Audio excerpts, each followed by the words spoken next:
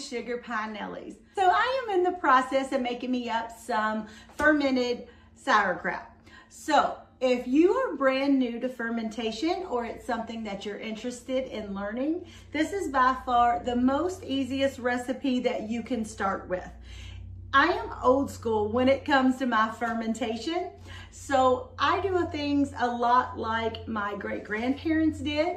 We live out here by the Amish, not just any Amish, but the old school, I like to call them Amish. It is so cool how a lot of their methods, it just helps me reminisce about some of the things that I learned growing up, and their methods are so much like ours that, yeah, it's really mind-blowing sometimes.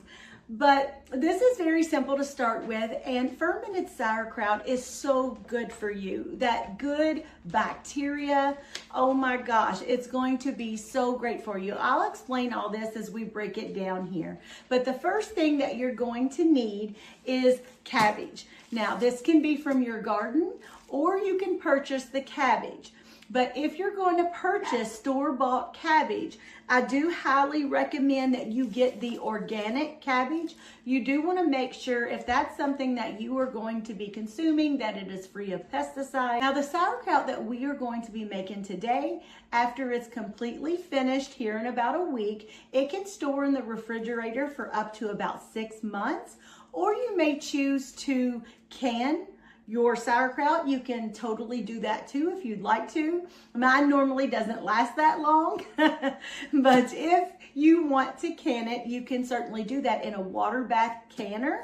The quart-sized jars that we are going to use today, these will process in a water bath canner for around 15 minutes, but that's totally after this process is complete. So let's get the process started.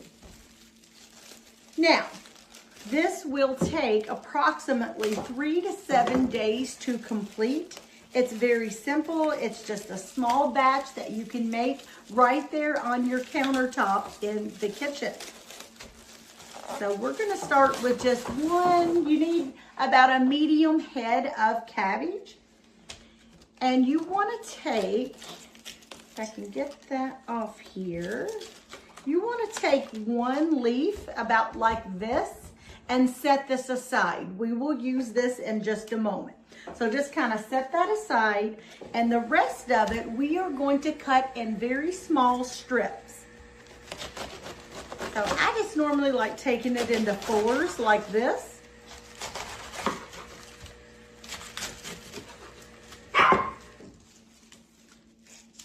This is for the chickens.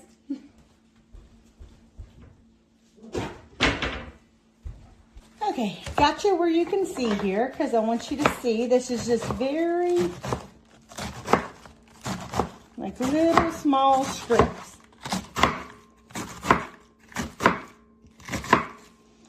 And you'll just place these right into a bowl.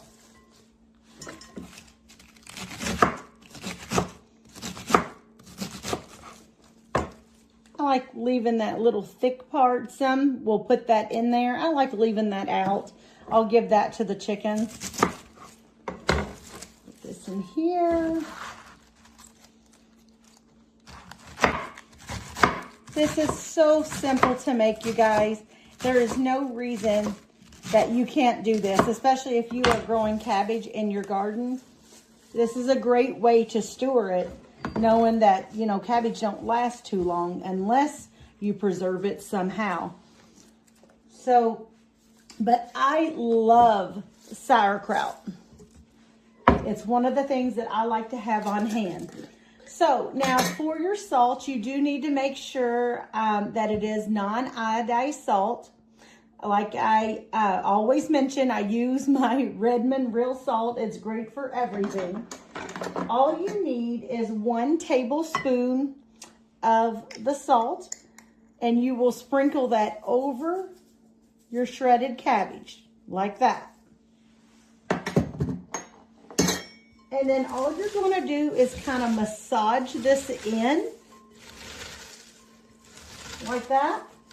And you want to do that for about 5 minutes.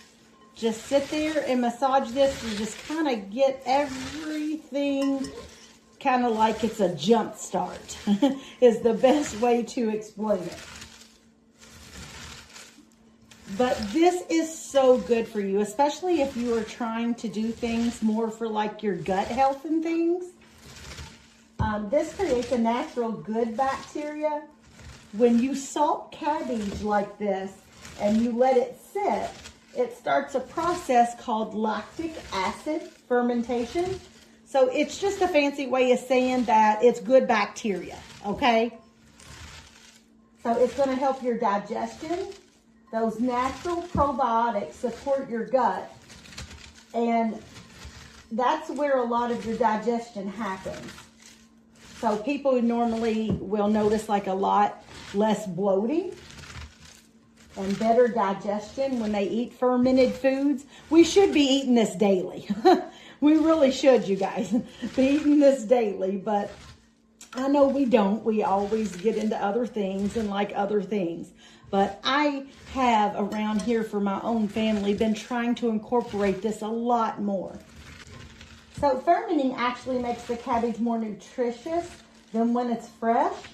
Your body can absorb vitamins like vitamin C and B more easily. It's a great way to preserve food. You don't even need no vinegar, you guys. The salt pulls water out of the cabbage and it will create like a brine. And as it ferments, it becomes acidic, which keeps the bad bacteria out. Look how much that's already broken down. See that? And you just keep massaging. You want to make sure that you do that 5 whole minutes. And then the most important thing is that it will support your immune system. So a healthy gut means a stronger immune system. Probiotics, they help fight, and kind of ward off illness. So if you got this growing right there in your garden, why not make good use of it? Save a little bit of that cabbage for some of your recipes, but the other cabbage that you know is going to go to waste, you can't consume all of that. Some of it maybe you don't sell, whatever. Go ahead and pack that up for sauerkraut. Did you know that when you can sauerkraut, now it's best to eat that within the first year, but did you know that you can safely consume sauerkraut after canning it for like 2 to 5 years afterwards? So, I mean, like, holy crap. That's good for a long time to have something on your shelf. So pack that stuff away and start creating you like a little stockpile of stuff that you can have, on hand whenever times call for it. And eat it. Eat that stuff. Now, once you open the can and it goes in the refrigerator, it's only good for about 6 months. So, but remember that once it's open, you need to consume it within 6 months. So we're going to put this in here. It's been 5 minutes.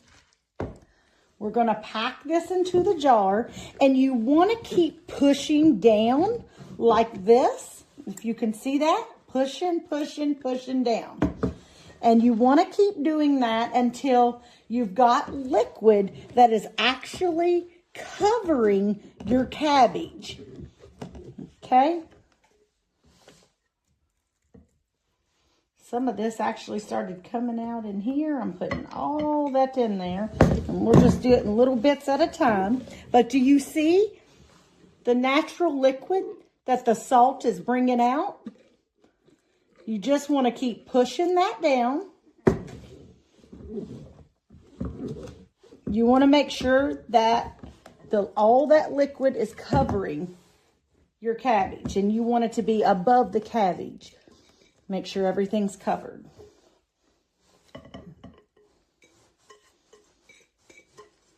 Okay. As you can see, my liquid is at the top. You see that? So what you're going to do now is remember the leaf that we kept out. Now we're going to take that leaf And you're just gonna kind of cover this at the top. Just kind of loosely put that at the top. Now that our leaf is on top, we're just gonna take our lid and we're not gonna screw this on very tight, just very loosely like that. And we're gonna keep this on the counter in a nice kind of dark little spot on your counter. And it's gonna take about 3 to 7 days. But now every single day you're gonna wanna come and kind of what I call burp the jar. So you're just gonna kind of twist it like this, or even take it off if you want to, and put it back on like that. And you're gonna do that once daily over the next 3 to 7 days. In 3 to 7 days, you will see this turns into very nice fermented, that sauerkraut, sour taste that we all love. And it takes less than a week to make it. So like I said, this was old school, it's easy, and it works. So let me know if you try this recipe, and if it's your first time fermenting, I want to know how it works out for you. And then don't forget that you can it, and if you don't can it, you can store it in the fridge for up to 6 months. So let me know how it goes for you and your family. Thank you guys so much for tuning in. I'm going to get started on the other head of cabbage because one isn't going to go far around here.